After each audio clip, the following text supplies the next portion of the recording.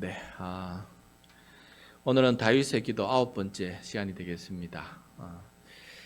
지난번 이야기를 기억나신지 모르겠습니다. 사울 왕이 다윗을 죽이려고 했죠. 그래서 창을 들고 다윗을 향해서 2번씩이나 창을 던졌어요. 다행히 다윗이 장수라서 잘 피해서 생명을 건졌지요.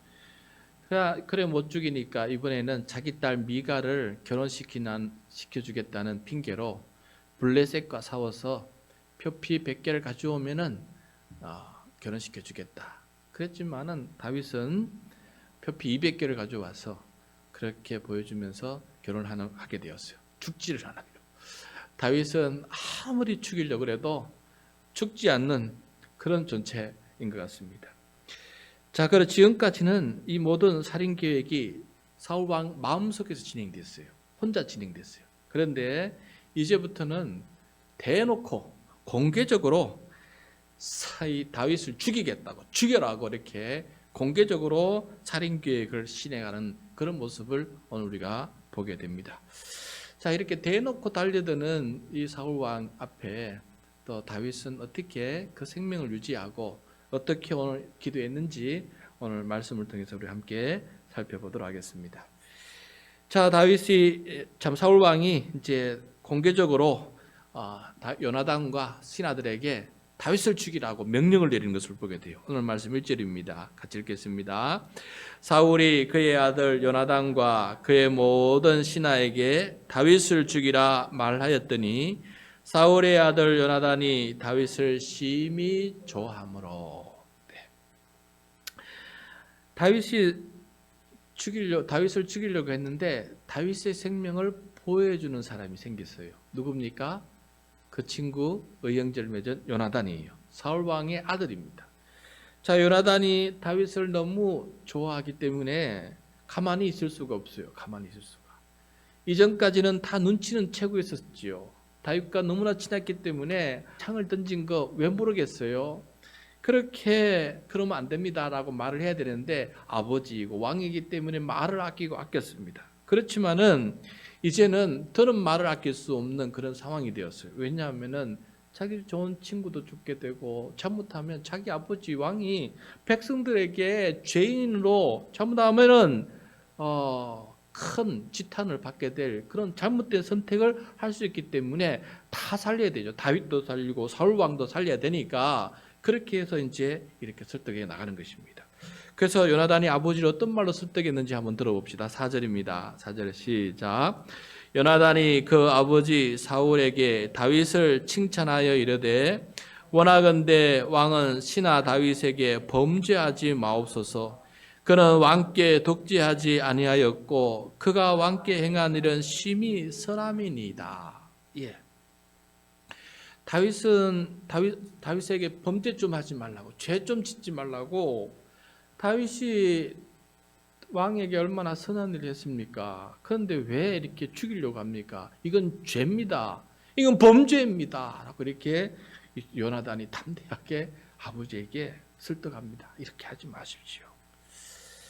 자, 왕이 참 그렇게 말해도 말을 안 들으니까 아들이 다시 한 번 더 설득을 해요. 또 한 번 설득합니다. 5절입니다. 5절 같이 읽겠습니다. 그가 자기 생명을 아끼지 아니하고 블레셋 사람을 죽였고 여호와께서는 온 이스라엘 위하여 큰 구원을 이루셨으므로 왕이 이를 보고 기뻐하셨거늘 어찌 까닭 없이 다윗을 죽여 무지한 피를 흘려 범죄하려 하시나이까. 아니, 다윗은 자기 생명을 아끼지 않고 왕의 군대를 위해서 이렇게 생명 내놓고 나가서 싸우는데 어떻게 왕은 이렇게 다윗을 생명을 이렇게 하찮게 여기고 죽이려고 하십니까? 그가 왕의 군대의 승리를 위해서 얼마나 큰 일을 했는데 이렇게 아무런 까닭 없이 다윗을 죽이려고 합니까? 자, 이렇게 요나단이 아들이 진심으로 얘기를 하니까 아버지 왕 사울 왕이 그 살인 계획을 초래합니다. 6절입니다. 6절 시작. 사울이 요나단의 말을 듣고 맹세하되 여호와께서 살아 계심을 두고 맹세하거니와 그가 죽임을 당하지 아니하리라. 하나님의 이름을 두고 맹세합니다. 이런 맹세를 가리켜서 이제 예수님은 하나님의 이름으로 맹세조차 하지 마라고 얘기하지 않았습니까? 왜냐하면 이 맹세가 진실한 맹세가 아니고 그 상황만 모면하는 그런 맹세였기 때문에 그렇습니다. 그래서 시간이 흘러서 또 이 병이 도집니다. 다윗을 또 죽여야 되겠다고 하는 이 일들이 또 진행되는 것을 보게 돼요. 그래서 9절입니다. 9절 한번 봅시다. 시작. 사울이 손에 단창을 가지고 그의 집에 앉았을 때 여호와께서 부르시는 악령이 사울에게 접하였으므로 다윗이 손으로 수금을 탈 때에, 자, 이게 다윗의 손에 단창이 있어요. 단창. 그걸 가지고 앉아 있습니다. 이 말은 어떤 의미냐면은 내가 또 기회를 봐서 다윗을 죽이겠다. 내가 직접 또 죽이겠다. 죽이라고 하니 요나단이 말리고 신하들이 말리니까 내가 또 죽여야 되겠다 하는 마음이 생기죠. 그때 그 악한 마음에 악령이 또 들어와서 그 마음을 더 뒤집어 놓습니다. 그때 악령이 들어서 또 이렇게 난리를 부리니까 다윗이 손으로 또 수금을 탑니다. 마음을 진정시키려고 수금을 타는데 그때 사울 왕이 단창을 들고 다윗을 제압하려고 합니다. 10절입니다. 10절 시작. 사울이 단창으로 다윗을 벽에 박으려 하였으나 그는 사울의 앞에 피하고 사울의 창은 벽에 박힌지라 다윗이 그 밤에 도피하며. 그다음 창을 던졌는데 이번에는 단창을 들고 밀어붙여서 벽에 세워놓고 그냥 찌르려고 하는 거 아닙니까? 직접 창을 던져서 못 맞추니까 이제 직접 밀고 붙여가지고 손에 단창을 들고 직접 이제 죽이려고 하는데, 다윗이 어떤 장수입니까? 골리앗도 이긴 장수인데 사울 왕은 왜 이런지 모르겠어요. 골리앗도 이긴 사람인데 자기가 어떻게 해서 죽이려고 자꾸 이렇게 무모한 이렇게 사람 미수를 자꾸 하는지 이해가 되지 않습니다. 그래서 다윗 왕은 그것을 피해서 그 밤에 도피를 하게 됩니다. 자기 집으로 가게 되죠. 그러자 사울 왕은 이 또 전령들을 그 밤에 다윗의 집으로 보내가지고 다윗을 이 밤에 죽여라. 그 목을 가지고 오라라고 얘기를 합니다. 11절입니다. 11절 시작. 사울이 전령들을 다윗의 집에 보내어 그를 지키다가 아침에 그를 죽이게 하려 한지라. 다윗의 아내 미갈이 다윗에게 말하여 이르되 당신이 이 밤에 당신의 생명을 구하지 아니하면 내일에는 죽임을 당하리라 하고. 싸움을 너무 잘하는 장수이기 때문에 바로 들어가면은 전령들도 질게 뻔하지 않습니까? 그래서 곤히 잠들었을 때 아침 새벽녘에 들어가서 이렇게 죽이려고 새벽을 기다리고 있는 거예요. 자, 미갈이 아마도 오빠 요나단이 소식을 전하지 않았을까? 아니면은 이 전령들을 눈치채지 않았을까? 그래서 아내 미갈이 다윗에게 말합니다. 이 밤에 도망가지 못하면은 내일 아침 죽습니다. 이 밤에 생명을 살려야 됩니다. 라고 이렇게 얘기를 합니다. 그래서 그 밤에 이 미갈이 다윗을 살리는 방책을 시행하는데 바로 12절입니다. 12절 시작. 미갈이 다윗을 창에서 달아내리매 그가 피하여 도망하니라. 마치 과거에 여리고성을 점령할 때 기생 라합이 정탐꾼을 창으로 내려서 살려주는 것처럼 이 미갈이 그것을 생각한 것 같아요. 그래서 다윗을 창으로 끌어내려서 그렇게 성 밖으로 도망할 수 있도록 그렇게 생명을 살리고 있는 것을 보게 돼요. 자, 다윗은 이렇게 참 생명을 계속해서 살려나가는 걸 보게 됩니다. 먼저는 요나단 때문에 생명을 살렸고 이번엔 또 미갈 때문에 이렇게 생명을 살리면서 이 생명을 하나님께서 끝까지 살려주는 것을 보게 돼요. 이렇게 살아가는 인생 보면서 저는 그런 생각이 듭니다. 여러분, 우리에게 생명이 있는 한, 하나님께서 끊임없이 우리의 생명을 살려주는 한 우리에게 해야 될 사명이 있다라는 사실을 늘 기억하면서 살았으면 좋겠습니다. 이렇게 다윗처럼 엄청난 위기 속에서 우리를 살려준 것뿐만 아니라 여러분, 사실은 우리가 길을 걸어가는 것 하나만 해도 엄청난 생명의 위협 속에서 우리가 구함을 받고 살아가는 거 아니겠어요? 가다가 갑자기 큰 구덩이에 싱크홀이 생겨서 크게 차 사람이 떨어져서 죽는 일이 벌어지지 않습니까? 지나가다가 무엇하다 갑자기 화난 사람이 창 들고 와가지고 칼 들고 와가지고 죽여주지 않습니까? 교사가 아이를 죽이지 않습니까? 이런 상황 속에서 어처구니 없는 사울왕과 같이 미친 사람들이 들끓는 이 세상 속에서 살아간다는 것 자체가, 내 생명이 보존된다는 자체가 하나님께서 나의 생명을 살려주는 거 아니겠습니까? 그러므로 생명이 살았다는 것은 아직도 우리가 이 땅에서 할 일이 있으니 그 일을 하라라는 그런 생각이 듭니다. 그러므로 다윗처럼 이렇게 긴막히게 생명을 살리지 않더라도 내가 이렇게 살아있다는 것 자체가 수만 번의 죽음의 위기 속에서 하나님께서 나를 살려주셨다라는 그런 감사한 마음을 가지고 다윗처럼 그렇게 살아가는, 그렇게 감사하며 살아갈 수 있는 우리가 될 수 있으면 좋겠다. 그러면 더 내 생명이 가치가 있고 내 생명이 값 있고 내가 살아있다는 것 자체 얼마나 하나님의 은혜인지를 다시 한번 생각해 볼 수 있게 될 것이다 하는 생각이 듭니다. 자, 미가는 다윗이 도망가는 시간을 또 벌어주기 위해서 한 가지 더 다른 꾀를 내어서 일을 하는데 어떤 일을 하나 봅시다. 13절 14절입니다. 시작. 미갈이 우상을 가져다가 침상에 누이고 염소털로 엮은 것을 그 머리에 씌우고 의복으로 그것을 덮었더니 사울이 전령들을 보내어 다윗을 잡으려 하며 미갈이 이르되 그가 병들었느니라.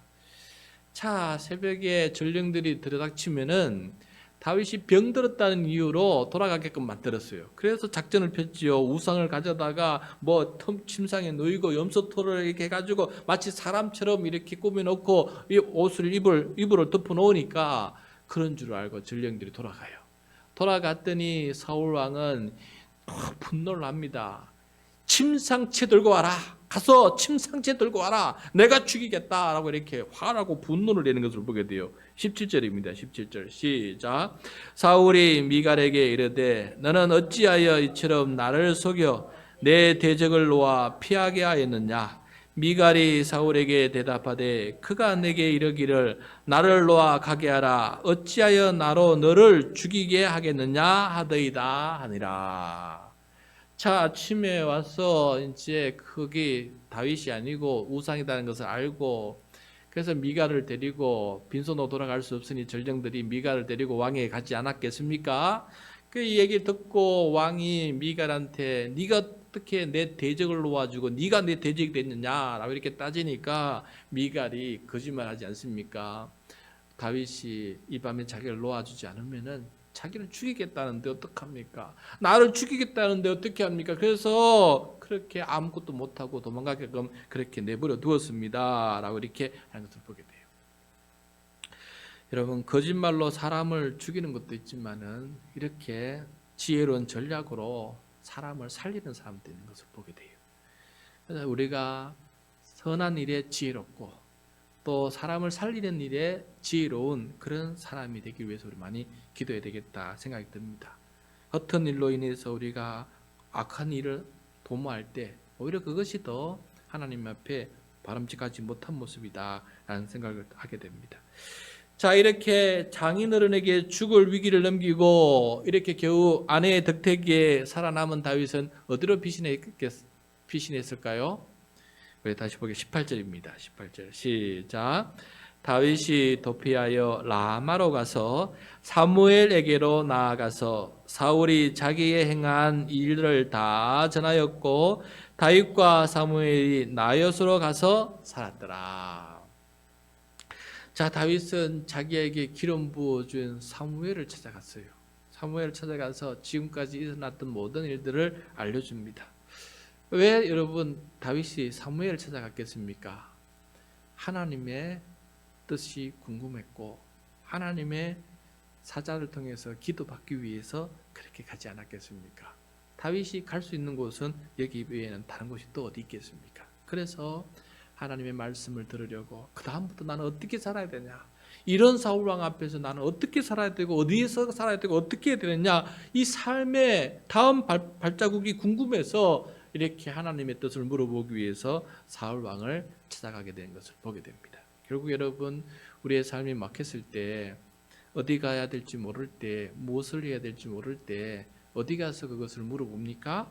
결국은 하나님 말씀 앞에 나가서 하나님께 물어보고 하나님께 답을 구하는 사람이 될 때 하나님의 뜻을 쫓아갈 수 있는 사람이 되지 않겠습니까? 이게 바로 다윗의 신앙의 근본이었다는 것을 오늘 말씀을 통해서 깨닫게 됩니다. 자, 이런 상황 속에 이런 이야기가 펼쳐질 때 기도의 사람 다윗은 기도했다는 거 아니겠습니까? 어떤 기도를 드렸을까? 이때 어떤 기도를 드렸을까? 다윗의 기도가 바로 시편 59편에 기록이 되어 있어요.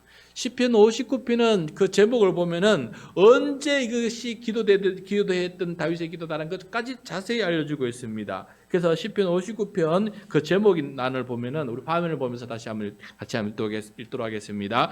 시작. 다윗의 밋다메시 인도자를 따라 알다스에스에 맞춘 노래.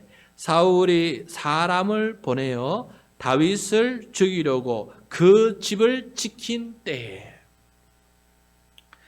자, 여러분, 사울이 전령을 보내서 다윗을 죽이려고 그 집을 지킬 때, 여러분, 이때 다윗은 어디에 있었습니까? 집에 있었습니까? 아니에요. 그 밤에 어디로 향하고 있었습니까? 선지자 사무엘 향해 뛰어가고 있지 않았습니까? 그 밤에 여기서는 지키고 있는데 자기는 그 밤에 뛰어가면서 그 밤에 하나님 앞에 드린 기도가 바로 시편 59편이다 라고 이렇게 기록하고 있습니다. 자, 여러분, 그때 다윗은 어떤 기도를 드렸을까? 첫 번째, 먼저 살려주십시오라고 기도했습니다. 1절과 2절입니다. 1절과 2절 시작. 나의 하나님이여, 나의 원수에게서 나를 건지시고 일어나 치료하는 자에게서 나를 높이 드소서. 악을 행하는 자에게서 나를 건지시고 피 흘리기를 즐기는 자에게서 나를 구원하소서. 하나님, 저기에 다윗은 기도의 언어가 참 풍부해서 이런 말을 하지만 우리 언어로 쉽게 말하면 하나님 죽겠습니다. 저 좀 살려주세요. 저 좀 살려주세요. 저 죽을 유기입니다. 원수가 내 칼을 들고 나를 죽이려고 왔습니다. 이렇게 하는 거 아니겠어요? 그래서 여러분, 우리가 어려움을 당할 때마다 하나님의 도움을 구하고 이 어려움에서 구원을 받기 위해서 드리는 기도는 가장 우리 인간이 드리는 기본적인 기도예요. 우리의 기도의 가장 1번은 뭐냐? 저 어려움 당했어요. 이 어려움을 좀 이길 수 있도록 도와주세요. 이 어려움에서 벗어날 수 있도록 하나님 살려주세요. 이것이 바로 우리 인간의 나약함 속에서 드리는 가장 절박한 기도다라는 사실을 다시 한번 깨닫게 됩니다. 자, 이렇게 기도하면서 다윗은 하나님 앞에 어떤 기도도 드렸냐면은 하소연도 합니다. 내가 뭔 잘못이 지어서 이렇게 하십니까? 라는 하소연도 드려요. 3절입니다. 3절 시작. 그들이 나의 생명을 해하려고 엎드려 기다리고 강한 자들이 모여 나를 치려하오니 여호와여, 이는 나의 잘못으로 말미암이 아니요 나의 죄로 말미암음도 아니로소이다. 예. 제 잘못이 아니지 않습니까? 죄 때문에 그런 게 아니지 않습니까? 이거는 순전히 사울 왕의 잘못된 악한 마음 때문에 이런 일을 내가 당하고 있지 않습니까? 하나님, 이건 제 잘못이 아닙니다. 그러므로 제가 죽을 이유도 없고 저는 살게끔 도와주십시오. 이렇게 얘기하고 있는 것을 보게 돼요. 여러분, 우리의 기도의 많은 제목 중에 또 우리가 만나는 많은 어려움들 중에 이런 어려움들 참 많습니다. 하나님, 이게 내 죄 때문에 그러겠습니까? 아니지 않습니까? 이렇게 기도할 때 참 많이 있지 않습니까? 내 죄가 분명하면은 회개하면 되지 않습니까? 하나님 죄송합니다. 가서 울면서 제가 잘못했습니다 하면 되는 건데, 아무리 생각해도 내 죄가 아닌데 이런 어려움을 갑자기 불황득 닥치니까, 또 눈에 뻔하게 저 사람의 악함 때문에 나한테 이런 어려움을 닥치니까 하나님 저 억울합니다. 하나님 저 억울합니다. 이거는 죄 때문에 아니지 않습니까? 이렇게 하나님께 기도하고 있는 것을 보게 돼요. 우리의 기도의 많은 부분이 이거 아니겠습니까? 그리고 어려움 당할 때 사람을 찾아가서 하소연할 때에도 내 얘기 좀 들어봐, 내 얘기 좀 들어봐 하면서 하는 얘기들이 대부분 이게 아닙니까? 내 때문이 아니고 저 사람 때문에 내가 너무 힘들다 하는 얘기가 대부분 우리 사람들의 얘기 아니겠습니까? 그래서 이런 어려운 상황 속에서 다윗이 하나님 앞에 하소연합니다. 하나님, 이게 내 죄 아닌데 내가 이렇게 어려움 겪고 있습니다. 이것도 당해야 되는 겁니까? 바탕해야 됩니까? 라고 이렇게 얘기합니다. 그러한 다음에 다윗은 원수 갚는 것을 하나님께 부탁을 드려요. 그럼에도 불구하고 다윗의 변함없는 신앙은 뭐냐면은 저 블레셋 적군은 죽이지만은 내가 저를 칠 수 있는 사람이 되게 해주시지만은 하나님께서 세운 사람은 하나님께서 치십시오라고 이렇게 끊임없이 기도 부탁하는 것을 보게 돼요. 5절입니다. 5절 시작. 주님은 만군의 하나님 여호와 이스라엘의 하나님이시오니 일어나 모든 사람들을 벌하소서. 악을 행하는 모든 자들에게 은혜를 베풀지 마소서. 하나님께서 징벌해 주십시오. 하나님께서 심판해 주십시오. 마음 같아서는 내가 심판하고 싶지만은 그죠?